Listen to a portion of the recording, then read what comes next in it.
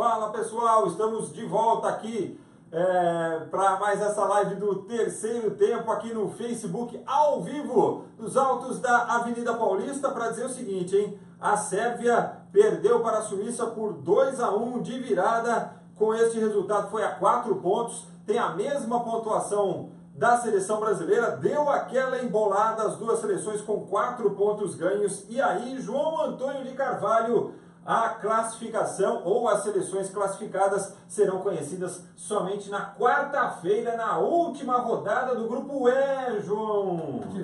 Mais uma vez um abraço, Frank, grande abraço a todos que nos acompanham aqui na live do terceiro tempo. E a Suíça mostrou que o talento resolve. Realmente a Sérvia é um time muito disciplinado taticamente, é um time que tem até 1 ou 2 bons jogadores. Eu gosto muito do Tadic, o camisa 10, o Kolarov, lateral esquerdo, 11, também é bom de bola, e o 10, o Milinkovic-Savic, é um jogador de futuro, mas hoje ficou muito apagado. Mas aí quem resolveu o jogo para a Suíça? A dupla Xhaka e Shaqiri. O Xhaka, aliás, jogou demais. O gol da vitória foi do Shaqiri, mas o Xhaka ele dominou o meio-campo, todas as bolas passavam por ele, tentou bola de fora da área no primeiro tempo, fez bons passes, fez um golaço no segundo e enfiou a bola para o Shaqiri fazer o gol da vitória. Então foi uma atuação muito boa desse camisa 10 e o Shaqiri deu muito trabalho, mandou bola na trave e no final do jogo, 45, o jogador tem que ter aquela cabeça fria. Ele recebeu na frente do goleiro, parecia que não tinha goleiro, deu um tapinha na bola e fez o segundo gol da seleção da Suíça,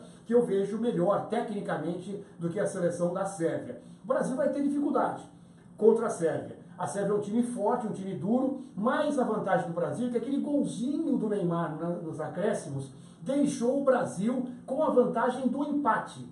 Então o Brasil não vai ter que sair tanto, claro que vai ter que impor o jogo porque é mais time, mas não vai ter que sair de forma desordenada.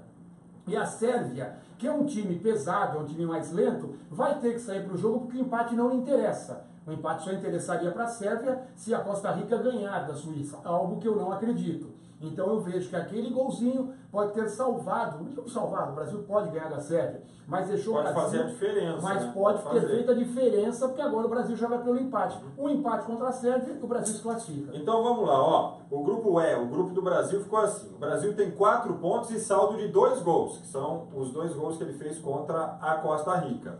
A Suíça tem 4 pontos do empate com o Brasil e a vitória sobre a Sérvia, e o saldo de 1 gol, que é justamente a diferença, o 2-1 contra a Sérvia no jogo que terminou instantes atrás. A Sérvia tem 3 pontos da vitória contra a Costa Rica, que foi uma vitória por 1-0, e uma derrota que foi por 2-1, então ela não tem saldo, está zerada de saldo. E a Costa Rica não tem ponto, já está eliminado. Então tem Sérvia, Suíça e Brasil para 2 vagas na última rodada, os 2 jogos na quarta-feira, 3 da tarde. E aí assim, a Suíça, a Suíça tem assim, a faca e o queijinho na mão para ela ficar em primeiro, vamos dizer assim, porque ela joga contra a Costa Rica, certo? Então, teoricamente, ela pode fazer um saldo, hoje o saldo dela é de 1, ela pode fazer um saldo maior, se bem que assim, pela dificuldade que o Brasil teve hoje, não dá para dizer também assim que a Suíça vai chegar lá e vai golear a Costa Rica, né? Porque o Brasil foi muito bem hoje no segundo tempo. E Brasil e Sérvia, aí virou confronto direto. Só que o que acontece? O Brasil joga por um empate. Está classificado. E a Sérvia, por sua vez, né, João Antônio, aquilo que a gente até comentava na live pós-jogo do Brasil. O Brasil pegou 2 seleções que se trancaram lá atrás, que se fecharam, jogaram por uma bola. A Suíça encontrou uma bola numa bola parada lá no escanteio, né? Até hoje eu não entendi aquele gol lá, mas a Costa Rica não. A Sérvia já vai ser diferente, vai ter que propor o jogo, João. A Sérvia, teoricamente, se não fosse por essa necessidade, também jogaria fechada. Mas agora vai ter que sair um pouco mais. E tem um outro detalhe que eu acho fundamental e muito importante, que é o confronto, o enfrentamento de oitavas de final. Porque o jogo do Brasil na quarta-feira vai ser às 15 horas. Bem legal. O grupo do Brasil vai ser às 15 horas. Ao meio-dia, 11 horas, às 11 horas, nós vamos ter a definição do grupo da Alemanha. Eu não sei, a gente não sabe porque o grupo da Alemanha vai começar a segunda rodada ainda amanhã. Pelos jogos de amanhã. Mas, tem um jogo amanhã, é isso? Amanhã tem o jogo do... Amanhã tem os 2 jogos, Bélgica e Tunísia, Alemanha e Suécia. Bélgica, Coreia e México. Coreia e México e também o jogo da Alemanha, Alemanha e Suécia. Só que a definição vai acontecer mais cedo. Então vai depender muito o estado de espírito da Costa Rica, da Suíça. Porque ela pode definir quem é que ela vai querer enfrentar. Se a Alemanha, de repente, virar o grupo e ficar em primeiro, a Suíça pode jogar por um empate, porque com o empate ela se classifica, independente de qualquer resultado, e se classifica em segundo. Por quê? Porque se a Sérvia ganhar, ela ultrapassa, vai para primeiro, se o Brasil ganhar, fica em primeiro, e se o Brasil empatar o jogo também, se os dois empatarem, Brasil e Sérvia, o Brasil é o primeiro, porque ele tem mais saldo já que a Suíça. Então a Suíça vai jogar com a faca e o queijo na mão. Claro que é complicado você jogar por um empate, porque você pode tomar uma bola depois, perder o jogo e ser eliminado. Mas teoricamente a Suíça joga com uma tranquilidade de poder ou jogar para ganhar o jogo, matar o jogo, ficar em primeiro, porque já vai saber o adversário quem vai ser o segundo colocado, ou jogar por empate e ficar em segundo. Mas sabe que assim, a Suíça assim, é meio perigoso, por exemplo, jogar para ficar em segundo, né? Porque numa dessa aí, Brasil e Sérvia pode... Não tem jeito. Porque a Suíça vai chegar o empate elimina... Se ela joga por empate, ela já vai a 5, o Brasil não perdendo para a Sérvia, né? Não, ela vai a 5. Se a Sérvia ganhar, quem cai é o Brasil. Sim. Se o Brasil ganhar, quem cai é a Sérvia. Se houver empate, quem cai é a Sérvia também. O Brasil também se classifica, porque a Suíça tem um ponto a mais que a Sérvia. Então, ela empatando, ela fica em segundo. Com certeza, de qualquer jeito, qualquer hipótese. Se a Sérvia ganhar a primeira, se o Brasil ganhar a primeira, se o Brasil empatar, é o primeiro, porque tem hoje mais saldo, tem um gol de saldo a mais. Então isso vai ser muito interessante, ver como vai ser a postura da Suíça, já sabendo o resultado do outro grupo. Um abraço para o Mauro Silva, para o Dirceu Hugo da Ross, bom trabalho, e manda um abraço para o Milton Neves, ex-goleiro do Botafogo de São Paulo.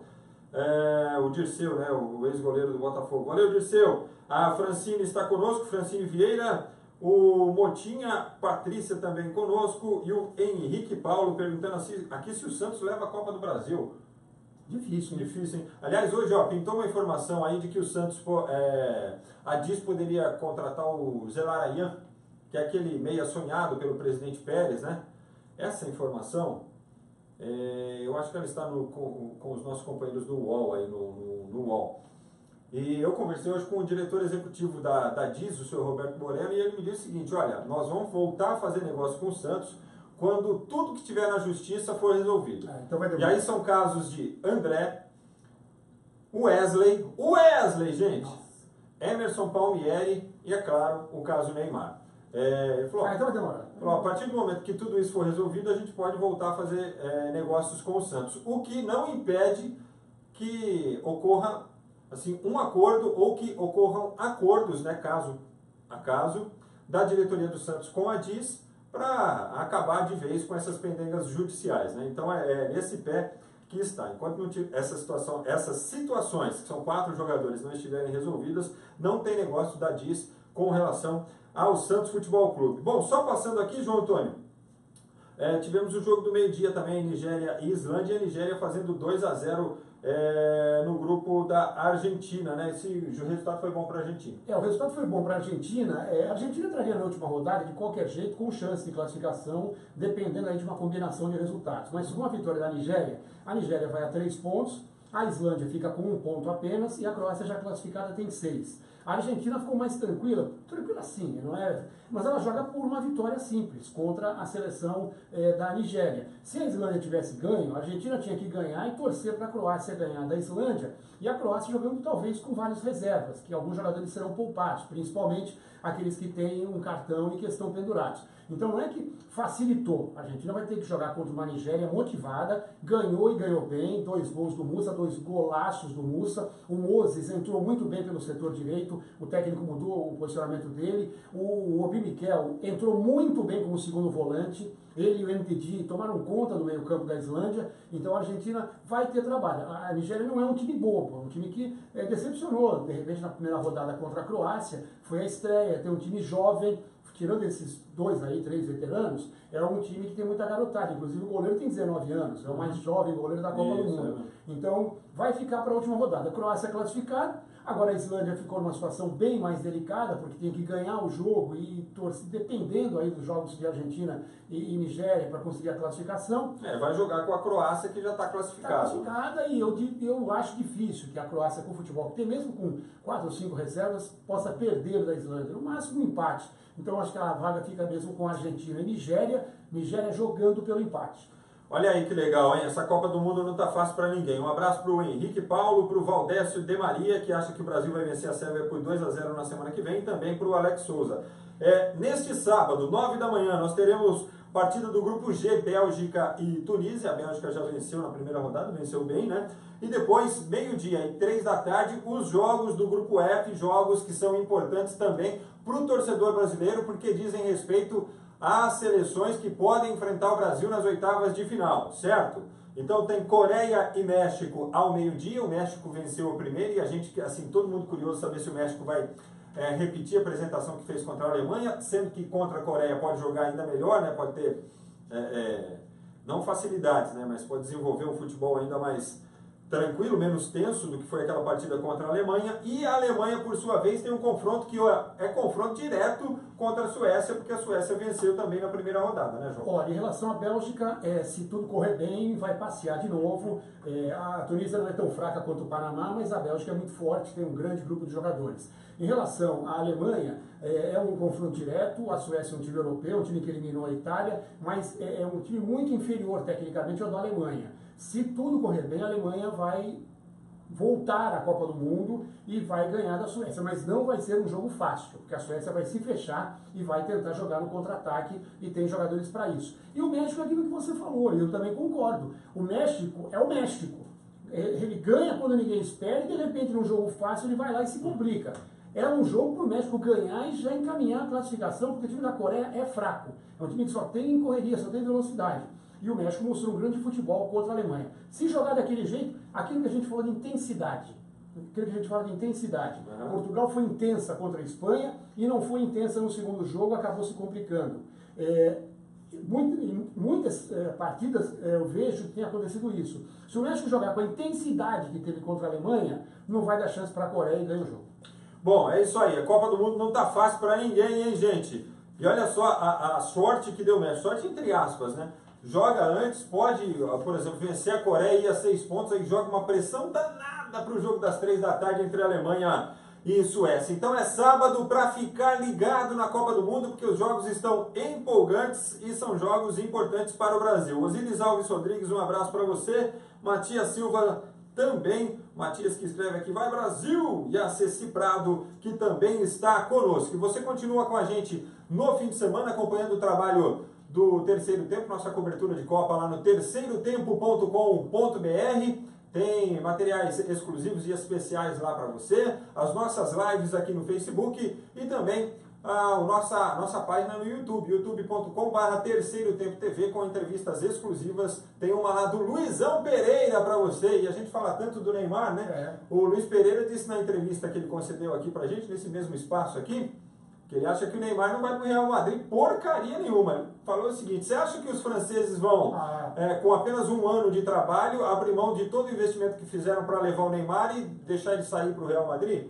E olha assim, quem falou isso foi o Luizão Chevrolet, que trabalha no Atlético ali na cidade de Madrid, sabe como as coisas funcionam por aí, né, João? Verdade, uma grande entrevista. O Luiz Pereira, que foi um dos maiores jogadores de defesa que o Brasil teve, né? Disputou apenas uma Copa em 74, o Brasil acabou ficando em quarto lugar, mas ele foi destaque naquela Copa, e realmente uma entrevista muito legal, muito divertida. O Luizão Pereira é um barato. Tem cada história, mano, ó. Salve, bom fim de semana pra você, bom futebol, a gente vai se falando por aqui e por ali, pelo terceirotempo.com.br. Valeu, gente, valeu, João. Grande abraço a todos, bom final de semana.